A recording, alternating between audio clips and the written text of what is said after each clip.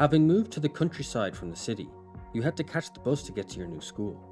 Upon arriving at the bus shelter in the pouring rain, you met an unusual girl called Nazo. She wore a curious expression on her face, which was as soaking wet as her umbrella. She looked at you with interest and asked if you were a transfer. She mentioned that buses here are rare, so you'll have to wait. Nazo offers to exercise with you, to pass the time and fight the cold, but also because there's nothing interesting to do here. You hesitate. The concept of exercising under a bus shelter with a girl you don't know felt weird. The girl attempted to calm you, casually mentioning that it's normal to do this here. Nazo leapt to her feet, spinning so she was side onto you, and adopted a classic samurai sword draw stance. You noted her face, full of innocent joy, while her umbrella was held at her right hip, cluing you to the fact that she was left-handed. Terribly mimicking a Sengoku warlord voice, she beckons you to an umbrella duel. As silly as it looked, you and Nazo had a great time, realizing that the countryside isn't as boring as you first thought. The next day at school, you bump into Nazo, who addressed you as City Boy. You noted a cigarette nestled between her fingers, surprising you, as Nazo seemed to be such an innocent girl. She sees your expression and questions it, causing you to ask about the cigarette. She clarifies that it's normal here. Is it not normal in the city?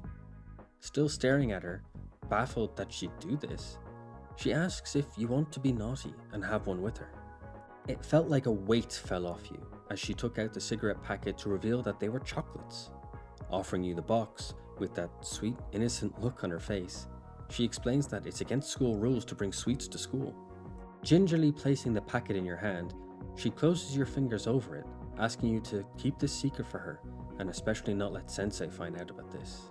Walking past Nazo, you spot a ring on her little finger that wasn't there before.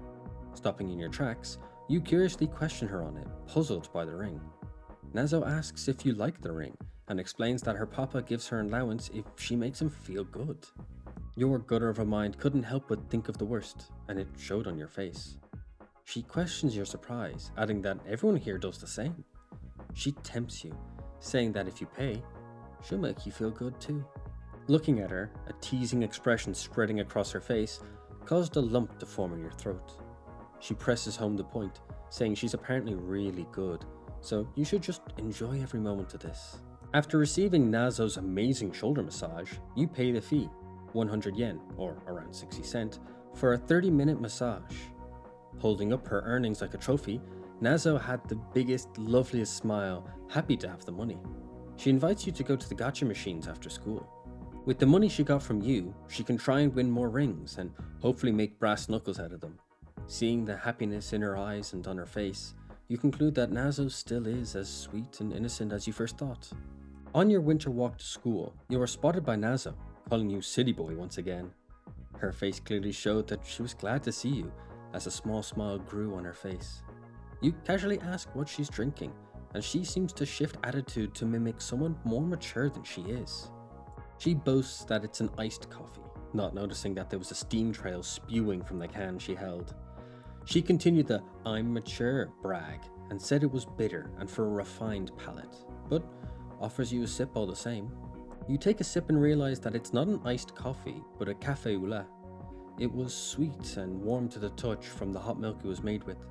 You tell Nazo as much, and she seemed completely shocked, not realizing the adult coffee she was drinking was designed for more gentler palates. She questioned every part that you explained about the café au lait, showing once again her innocent sweet side that you just liked so much.